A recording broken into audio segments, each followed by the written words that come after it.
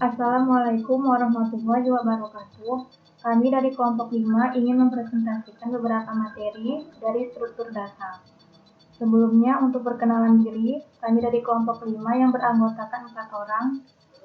Yang pertama, Muhammad Hafiz Al-Arif. Yang kedua, saya sendiri, Ayu Hadi Lestari. Yang ketiga, Nur Anissa Fitriah. Dan yang terakhir, Anissa Raihan. Saya sendiri akan menjelaskan tentang array dan pointer. Yang pertama, array. Pengertian array atau larik adalah sekumpulan variabel yang memiliki tipe data yang sama dan dinyatakan dengan nama yang sama dalam urutan tertentu. Posisi atau letak dari setiap elemen array ditunjukkan oleh suatu indeks. Array bisa disebut juga suatu nama variabel untuk menyimpan banyak item data dengan tipe data yang sama. Yang kedua, memiliki ukuran, dan yang ketiga, memudahkan dalam memanipulasi data. Berikutnya, karakteristik array. Yang pertama, array mempunyai batasan dari pemesanan alokasi memori atau bersifat statis, yaitu jumlah elemen yang ada harus ditentukan terlebih dahulu dan tidak bisa diubah saat program berjalan. Yang kedua, setiap elemen variabel mempunyai sebuah nilai indeks. Yang ketiga, masing-masing elemen array mampu menyimpan satu jenis variabel. Dan yang terakhir, dapat diakses secara acak. Berikutnya, perbedaan array dengan tipe data lain. Array dapat mempunyai sejumlah nilai, sedangkan tipe data lain hanya dihubungkan dengan sebuah nilai saja.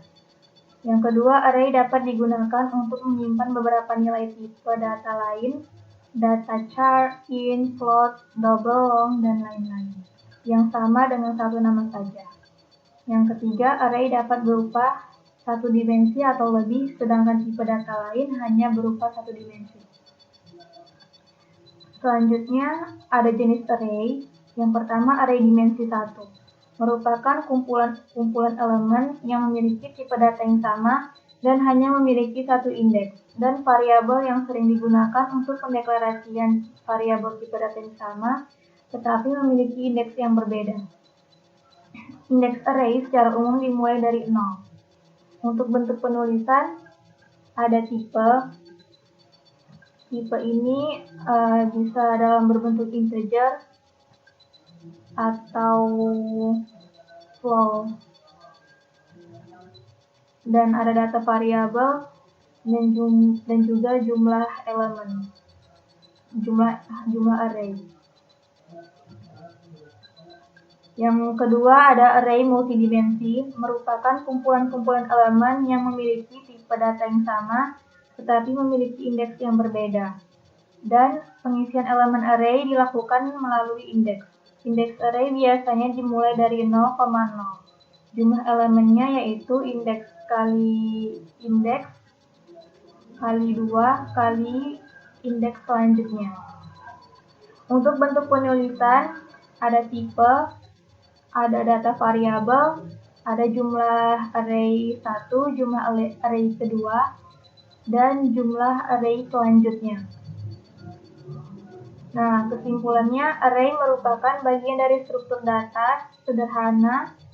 Dari struktur data yaitu termasuk ke dalam struktur data sederhana yang dapat didefinisikan sebagai pemesanan alokasi memori sementara pada komputer. Apabila kita membuat program dengan data yang sudah kita ketahui batasnya, maka kita menggunakan array atau tipe data statis. Namun, apabila datanya belum kita ketahui batasnya, maka gunakan pointer atau tipe data dinamis. Selanjutnya, pointer. Pengertian pointer. Pointer sesungguhnya berisi alamat dari suatu data, bukan data sebagaimana pada variabel yang sudah Anda kenal. Pengertian pointer sendiri atau variabel penunjuk adalah suatu variabel yang berisi alamat memori dari suatu variabel lain. Alamat ini merupakan lokasi dari objek lain atau biasanya variabel lain di dalam memori. Contoh, jika sebuah variabel berisi alamat dari variabel lain, variabel pertama dikatakan menunjuk ke variabel kedua. Selanjutnya, operator pointer. Yang pertama ada operator ampersand atau difference operator. Operator ampersand menghasilkan alamat dari operannya. Setiap variabel yang dideklarasikan disimpan dalam sebuah lokasi. Memori dan pengguna biasanya tidak mengetahui di alamat mana data tersebut disimpan.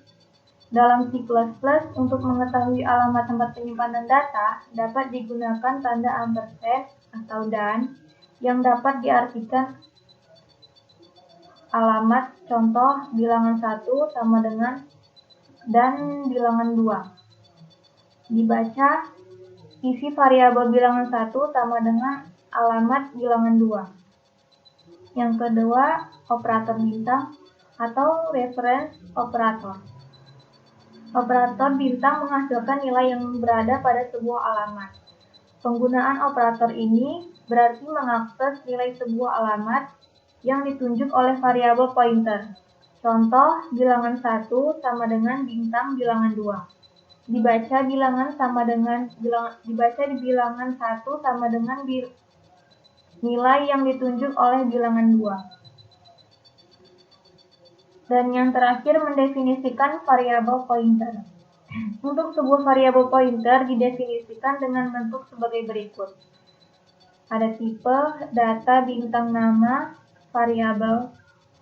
Tipe data dan dapat berupa sembarang tipe seperti halnya pada pendefinisian variabel non-pointer.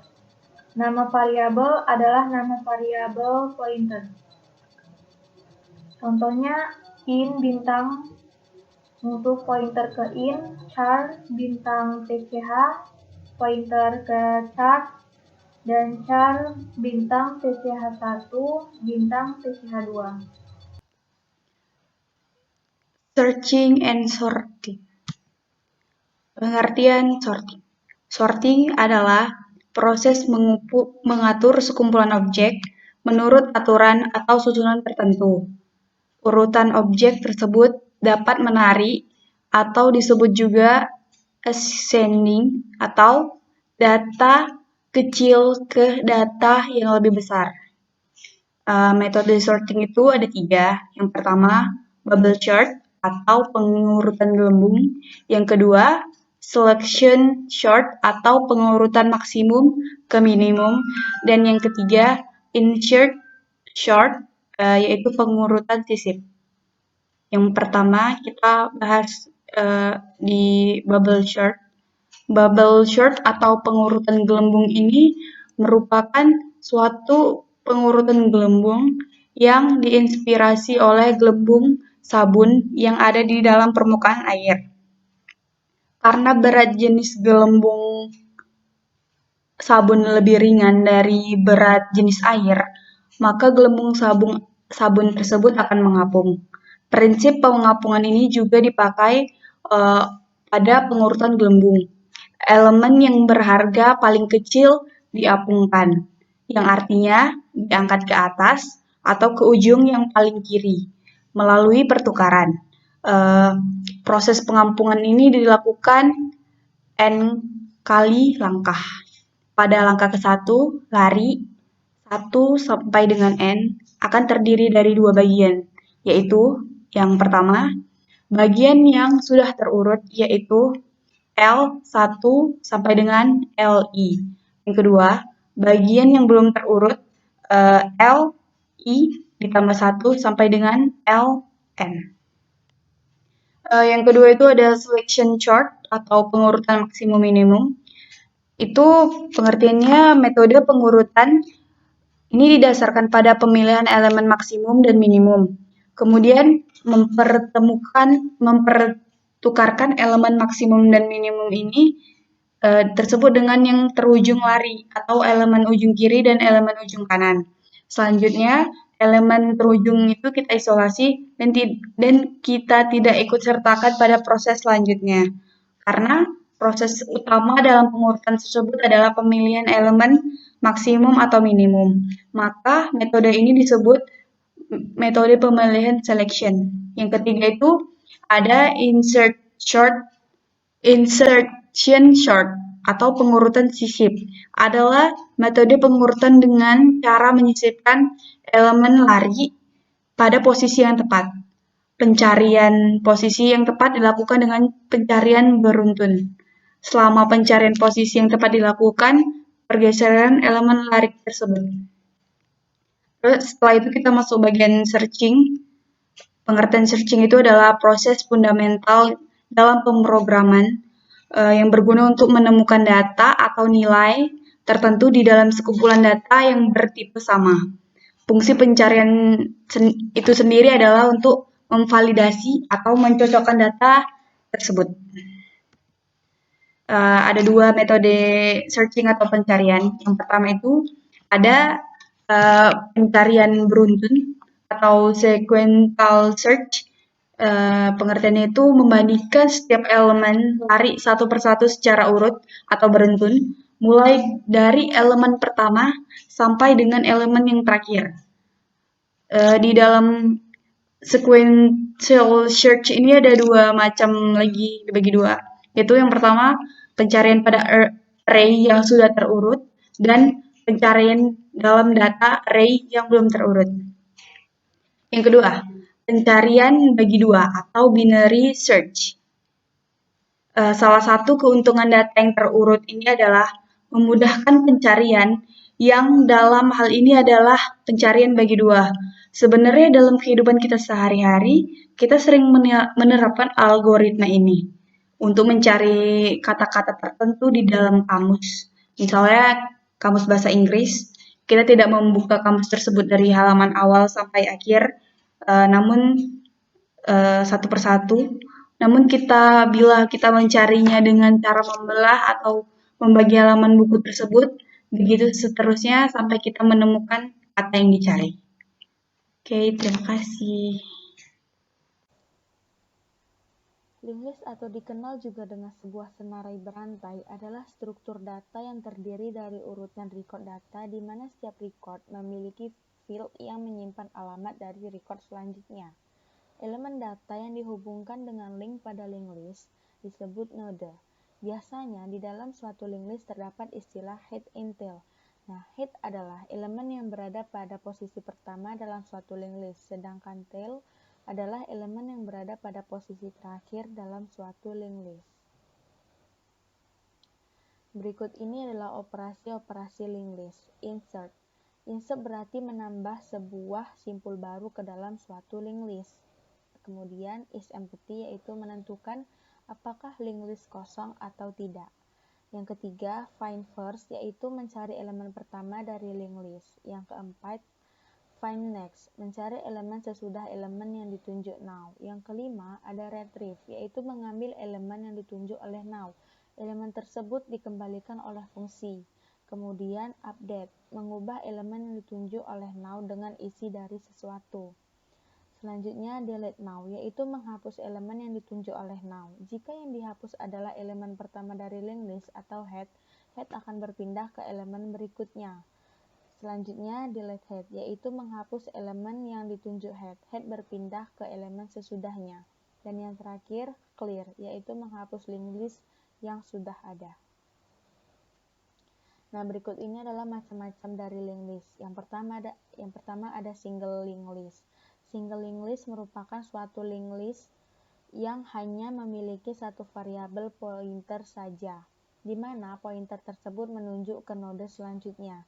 Biasanya field pada tail menunjuk ke 0. Nah, di bawah ini adalah contoh coding dari single linked list.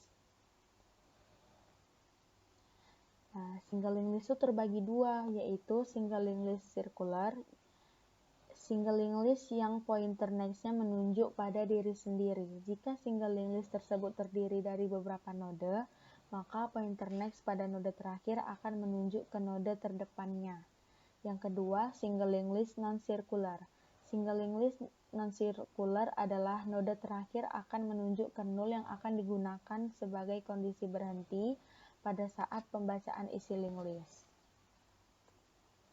Dan yang kedua, ada double linked list. Double linked list adalah elemen-elemen yang dihubungkan dengan dua pointer dalam satu elemen, dan list dapat melintas baik di depan atau di belakang. Elemen double linked list terdiri dari 3 bagian. Yang pertama, bagian data informasi. Yang kedua, pointer next yang menunjuk ke elemen berikutnya. Yang ketiga, pointer pref yang menunjuk ke elemen sebelumnya. Nah, berikut ini adalah contoh coding dari double linked list. Double linked list juga terbagi menjadi dua, yaitu double linked list circular, merupakan linked list yang menggunakan pointer node memiliki 3 field, yaitu satu field pointer yang menunjuk pointer berikutnya, next, satu field yang menunjuk pointer sebelumnya, pref, satu field yang berisi data untuk node tersebut. Nah, ini ada gambar ilustrasi dari double linked list circular. Yang kedua ada double linked list non-circular, merupakan double linked list yang memiliki dua pointer next dan pref. Pointer next menunjuk pada node setelahnya dan pointer pref node sebelumnya. Nah, double linked list memiliki operasi-operasi dasar, yaitu yang pertama insert tail. Fungsi insert tail berguna untuk menambah simpul di belakang atau sebelah kanan sebuah linked list. Yang kedua, insert head. Sesuai dengan namanya, fungsi insert head berguna untuk menambah simpul di depan atau sebelah kiri. Fungsi ini tidak berada jauh dengan fungsi insert tail yang telah dijelaskan sebelumnya. Yang ketiga, delete tail. Fungsi delete tail berguna untuk menghapus simpul dari belakang. Fungsi ini merupakan kebalikan dari fungsi insert tail yang menambah simpul di belakang. Fungsi delete tail akan mengarahkan now kepada tail dan kemudian memanggil fungsi delete now. Dan yang terakhir ada delete head, merupakan kebalikan dari fungsi delete tail yang menghapus simpul dari belakang, sedangkan delete head akan menghapus simpul dari depan. Fungsi delete head akan mengarahkan now kepada head kemudian memanggil fungsi delete now. Yang ketiga ada circular linked list. Circular linked list merupakan suatu linked list di mana tail atau node terakhir menunjuk ke node pertama. Jadi, tidak ada pointer yang menunjuk 0. Ada dua jenis circular linked list, yaitu yang pertama, circular single linked list. Hampir sama dengan single linked list, hanya saja simpul terakhir akan dihubungkan ke simpul pertama, sehingga berbentuk melingkar. Pendeklarasian dan operasi yang ada di single linked list juga berlaku di circular single linked list. Yang perlu dijaga adalah bahwa simpul terakhir harus selalu terhubung ke simpul pertama yang ditunjuk oleh circular linked list seperti pada gambar di bawah ini. Nah, selanjutnya ada circular double linked list. Sederetan elemen yang saling berhubungan satu dengan yang lain, di mana pointer kiri simpul pertama menunjuk simpul terakhir dan pointer kanan simpul terakhir menunjuk simpul pertama. Semua simpul berhak menjadi simpul pertama. Jika suatu simpul dibuat menjadi simpul depan, maka simpul yang ada di sebelah kiri merupakan simpul belakang, seperti gambar di bawah ini.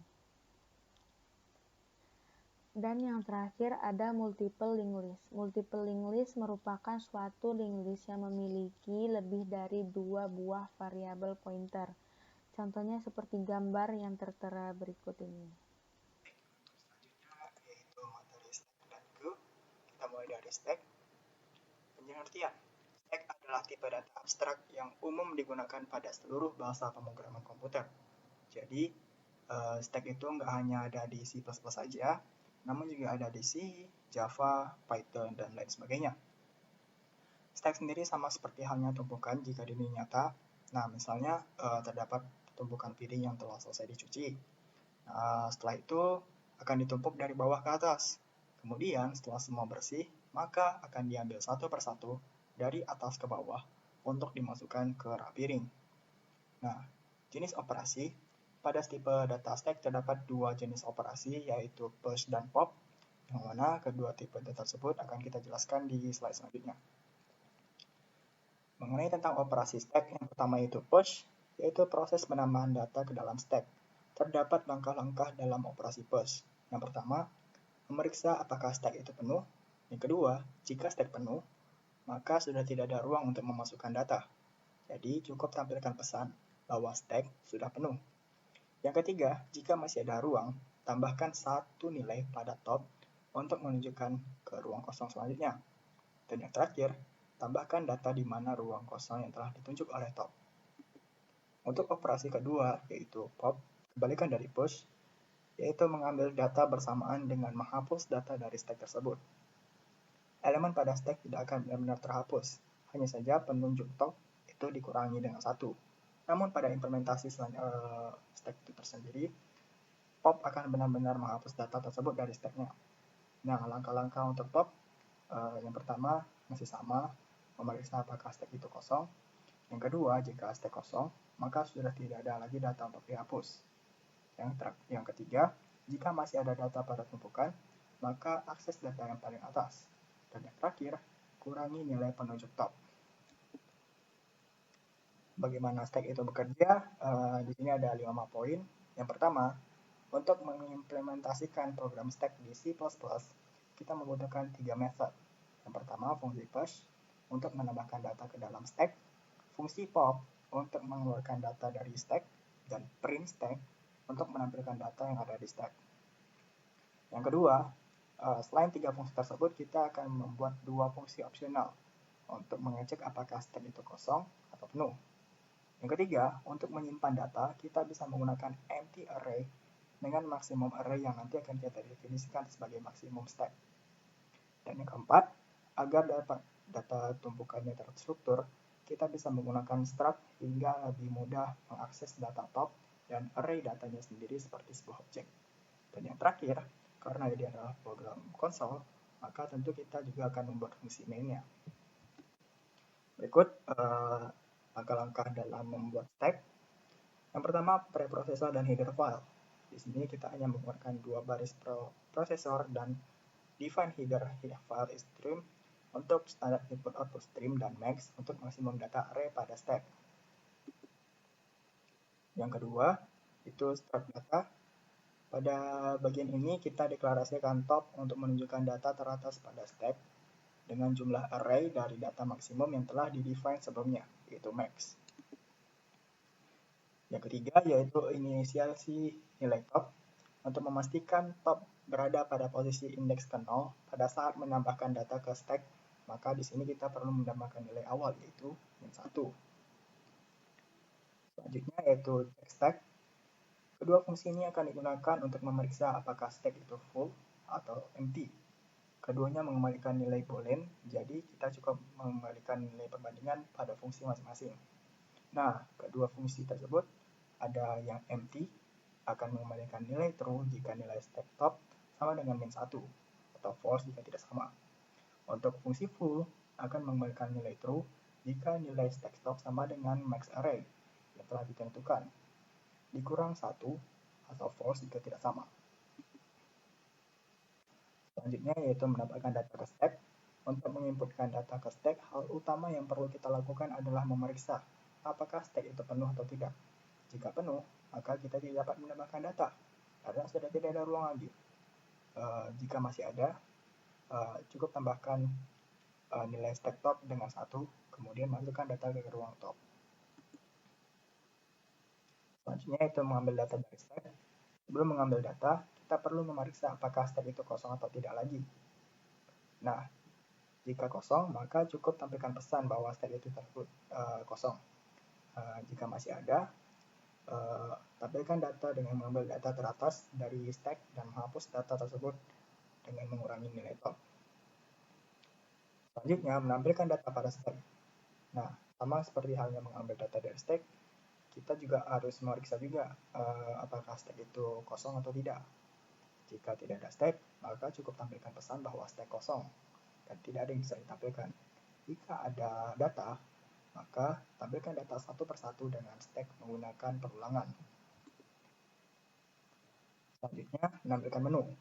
Setelah semua data, variabel, dan fungsi selesai kita deklarasikan dan kita inisialisasikan, selanjutnya kita bisa membuat menu dengan do while dengan switch di dalamnya untuk melihat data pada stack. Selanjutnya, menampilkan pilihan menu. Jika user memilih pilihan pertama, maka jalankan fungsi push. Jika pilihan kedua, jalankan fungsi pop. Selama pilihan user tidak sama dengan 3, yaitu pilihan ketiga, maka fungsi print stack dan menu akan terus ditampilkan. Jika user memilih pilihan ketiga, maka while akan berhenti menampilkan menu dan aplikasi akan ditutup. Baik, materi selanjutnya yaitu queue. Mulai dari pengertian, queue atau antrian merupakan suatu kumpulan data yang memiliki head atau front yaitu data yang dikeluarkan, dan tail atau rear, yaitu data yang dimasukkan ke dalam antrian. Queue menggunakan metode FIFO, fast in, fast out, di mana data yang pertama kali masuk akan keluar pertama kali juga. Untuk proses dari queue, kita bisa melihat dua skema di sini. Pada skema pertama, ibaratkan kita mempunyai 4 buah data. Data pertama, kedua, ketiga, dan yang terakhir data keempat. Nah, data pertama kali masuk itu akan dibaca sebagai front, dan data yang terakhir masuk akan dibaca sebagai rear.